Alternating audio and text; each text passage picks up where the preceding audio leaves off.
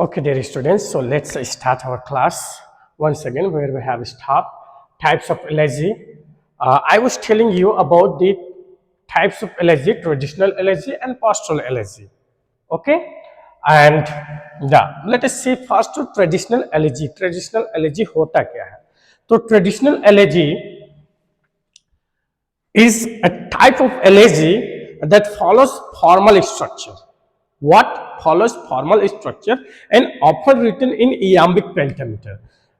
Formal structure in the sense in the characteristics of allergy. I have told you about the structure, three parts. Okay so यहाँ पर जब हम formal structure की बात करते हैं तो जो हमने कैरेक्टरिस्टिक्स के अंतर्गत स्ट्रक्चर वाले पॉइंट पर देखा था थ्री पार्ट्स. फर्स्ट क्या था? Lament. Number second is praise and number third is consolation.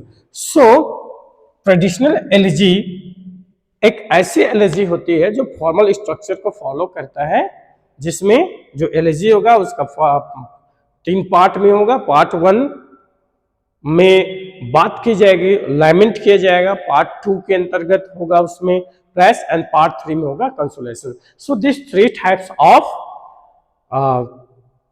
Three parts in the structure यदि हमें मिलता है तो वो होता है हमारा ट्रेडिशनल एलर्जी. और often in the sense not always, often written in iambic pentameter. अब इयाम्बिक पेंटामीटर क्या होता है इसके बारे में मैं आपको एक क्लास लूंगा जिसमें बताऊंगा कि मीटर्स क्या होते हैं और कैसे मेट्रिकल वर्ड्स क्या होते हैं बनते हैं, जिसके अंतर्गत मैं आपको फुट के बारे में बताऊंगा, स्ट्रेस अनस्ट्रेस्ड सिलेबस के बारे में देखेंगे. तो एक अलग वीडियो लेक्चर क्लास होगा. इसमें मैं आपको ये बताने जा रहा हूँ. याद रखिए ट्रेडिशनल एलर्जी होता क्या है? जो फॉर्मल स्ट्रक्चर को फॉलो करता है or often written in iambic pentameter. So such kind of allergy is called traditional allergy. Okay, so I hope you might have understood this. Let me write here. क्या follow करता है? Formal structure and often written in iambic pentameter. Okay, number second is postural allergy, and this is one of the most important allergy you need to keep in your mind, because the romantic writers, many poets, they have used and written postural allergy. Okay, and not only romantic authors or poets but other as poets also they have written postural allergy. Postural allergy क्या होता है? Postural allergy is a type of allergy in which the poet uses rural or natural imagery. Listen to me once again. What is pastoral elegy? In pastoral elegy is a type of elegy in which the poet uses natural or rural imagery. Okay?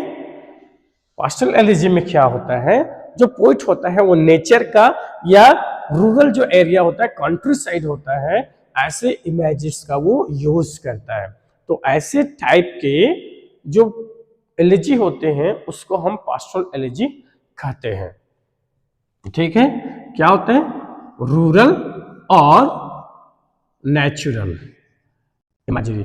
इसमें जो scene होगा, scene create किया जाएगा, the landscape will be rural, और animals की imagery use होगी, rural area की imagery use होगी. जो लैंडस्केप होगा हो सकता है वो सेफर्ट से रिलेटेड होंगे.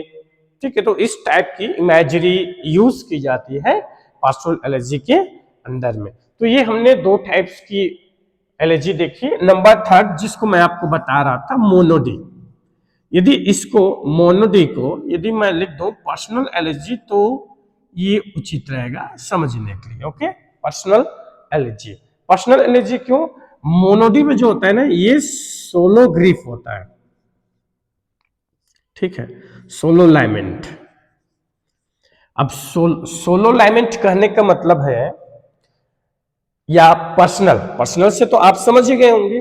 इसमें जो होता है, जो लॉस होगा वो किसी पर्टिकुलर व्यक्ति का पर्सनल लॉस होगा, ठीक है, पर्सनल लॉस हो सकता है, उसका कोई बिलोवर्ड हो, उसका फ्रेंड हो, या जिसको वो अपना आइकन मानता हो, आइडल मानता हो, ऐसा कोई व्यक्ति हो, तो उसके लॉस पर, पर्सनल लॉस पर, जिसको पर्सनली ग्रीफ अपने अंदर में फील करे, तो ऐसे लॉस पर जो एलर्जी लिखी जाती है उसको पर्सनल एलर्जी कहा जाता है, या इसको मोनोडी कहते हैं, ठीक है। तो सोलो लाइमेंट होगा, इसमें जो डेथ होगी वो उस लॉस पर वो लिखेगा जिसको खुद वो फील करेगा, ठीक है।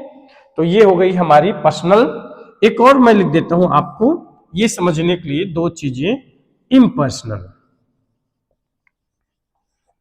ठीक है, पर्सनल, इम्पर्सनल। तो इम्पर्सनल में क्या होगा, इम्पर्सनल में जो लॉस, जो ग्रीफ होगा वो कम्युनल या पब्लिक लॉस होगा, पब्लिक लॉस, इतना लिख देता हूं समझने के लिए कि इसमें पब्लिक लॉस होगा, पब्लिक का, सोसाइटी का, बीच का कोई चीज, कोई व्यक्ति जो लॉस होता है जिसमें पर्सनल फील नहीं होता, पर्सनल लॉस उसमें नहीं होता है, सोसाइटी का, पब्लिक का लॉस होता है। या इसको दूसरे शब्द में हम कहें तो ये जो मोनोडी है, पर्सनल लॉस है, इसको हम सब्जेक्टिव एलर्जी कह सकते हैं, और इसको हम ऑब्जेक्टिव एलर्जी या इम्पर्सनल एलर्जी कह सकते हैं। ऑब्जेक्टिव जो ऑब्जेक्ट होगा उस पर फोकस रहेगा, उस पर एलर्जी लिखी जाएगी, ओके, और उस पर जो ग्रीफ, लॉस व्यक्त किया जाएगा उस ऑब्जेक्ट पर किया जाएगा।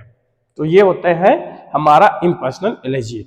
तो हमने 4 प्रकार की, 4 टाइप्स की एलर्जी के बारे में देखा, traditional elegy, pastoral elegy, monody और personal elegy and impersonal elegy, okay. So ये 4 टाइप्स की पोएट्री है। आपको और कई सारे टाइप्स के पोएट्री मिल जाएंगे यदि आप सर्च मोर स्टडी करना चाहते हैं डीपली, बट हम इस लिटरेचर के बिकॉज हमारा जो सब्जेक्ट ही है वो इंट्रोडक्शन पार्ट है, तो मैं आपको जस्ट इंट्रो दे रहा हूं ताकि आप इसको समझें आगे और आप फर्दर स्टडी इसके बारे में कर सकते हैं। चलिए हम लास्ट पॉइंट पर आते हैं, point number 5, and in this point number 5, I am going to tell you some of the important writers and the elegies. Okay, important elegies. Important elegies. Number 1, the most important elegy. Elegy written in country churchyard. ये बहुत ही prominent, बहुत famous elegy है, elegy written in country churchyard. इसको लिखा था Thomas Gray ने, Thomas Gray ने। इसके बाद हमारा एक और इंपॉर्टेंट एलर्जी है लेसिडस, इसको लिखा था जॉन मिल्टन ने, जॉन मिल्टन। ये नेम आपको याद रखने की जरूरत है और इन पॉइंट्स को भी याद रखना क्योंकि एग्जाम में आपसे पूछा जा सकता है, ठीक है। नंबर 3 में है जो मैंने अभी आपको बताया, एडोनिस, इसको लिखा है पीबी सेले ने, ठीक है। तो ये हमारे कुछ इंपॉर्टेंट एलिजीज हैं। आपको और कई सारे एलिजीज मिल जाएंगे यदि आप फर्दर स्टडी करना चाहते हैं। तो ये बेसिक मैं आपको जानकारी दे रहा हूं। हमने 5 पॉइंट कवर किया, introduction, characteristics, etymology, types and important allergies, ठीक है। तो आई होप ये आपको समझ आया होगा। ये हमारा एलर्जी का सेक्शन कवर होता है। हम नेक्स्ट वीडियो में एलर्जी के बाद जो नेक्स्ट टाइप की हमारी पोएट्री आती है, पोएम आती है, उसको हम देखने वाले हैं। तो नेक्स्ट हम लिरिक्स और ओड के बारे में पढ़ेंगे। सो तब तक के लिए वीडियो को वॉच कीजिए, अच्छे से समझिए, पढ़िए और keep study, make your study better. Okay, see you, have a nice day, God bless you all.